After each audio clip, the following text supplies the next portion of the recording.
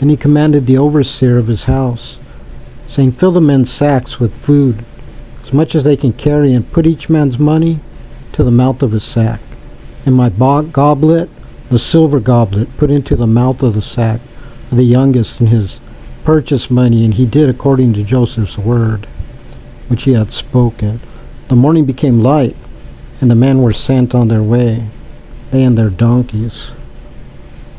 They had exited the city, but had not gone far, when Joseph said to the overseer of his house, "Get up, pursue the men, and when you overtake them, say to them, 'Why have you repaid good with evil? Is not this the one my master drinks from? Why, he even divines with it. You have done evil by the way you have acted.'" He overtook them, and he said these words to them. And they said to him, "Why should my master say such words as these? Far be it from your servants to do a thing like this. Behold, the money we found in the mouth of our sacks we returned to you from the land of Canaan. So how could we steal from your master's house silver or gold? Whichever one of your servants with whom it is found shall die, and also we will be slaves to my master."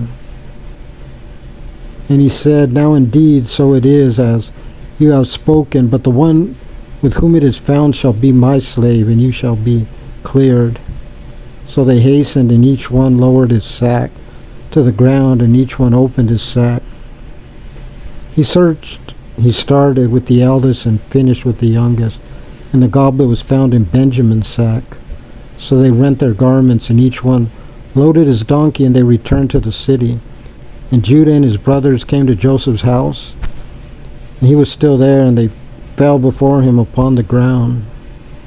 Joseph said to them, "What is this deed that you have committed? Don't you know that a person like me practices divination?" And Judah said, "What shall we say to my master? What shall we speak, and how shall we exonerate ourselves? God has found your servant's iniquity. Behold, we are my Lord's servants, both we and the one in whose possession the goblet has been found." But he said, "Far be it from me to do this. The man in whose possession the goblet was found, he shall be my slave. But as for you, go up in peace to your father." And Judah approached him and said, "Please, my lord, let now your servant speak something into my lord's ears, and let not your wrath be kindled against your servant, for you are like Pharaoh." My lord asked his servant, saying, "Have you a father or a brother?" And he said to my lord, "We have an old father and a young child of his old age, and his brother is dead, and he is left alone of his mother, and his father loves him. And you said to your servants, 'Bring him down to me, and I will set my eyes upon him.' And we said to my lord, 'The boy cannot leave his father, for if he leaves, his father will die.' You said to your servants, 'If your youngest brother does not come down with you, you will not see my face again.' And it came to pass, when we went up to your servant, my father, and we told him the words of my lord, that our father said, 'Go back, buy us a little food.' But we said, 'We cannot go down, only if our youngest brother is with us will we go down, for we cannot see the man's face if our youngest brother is not with us.' Your servant, my father, said to us, 'You know that my wife bore me 2 children. The one went away from me, and I said, he has surely been torn to pieces, and I have not seen him since.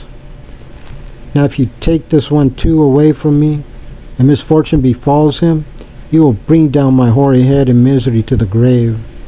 And now when I come to your servant, my father, and the boy is not with us, since his soul is attached to the boy's soul, it will come to pass, when he sees that the boy is gone, he will die, and your servants will have brought down the hoary head of your servant, our father, in grief to the grave.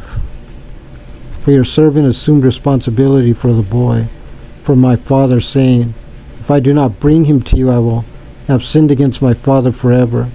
So now please let your servant stay instead of the boy as a slave to my lord, and may the boy go up with his brothers. For how will I go up to my father if the boy is not with me?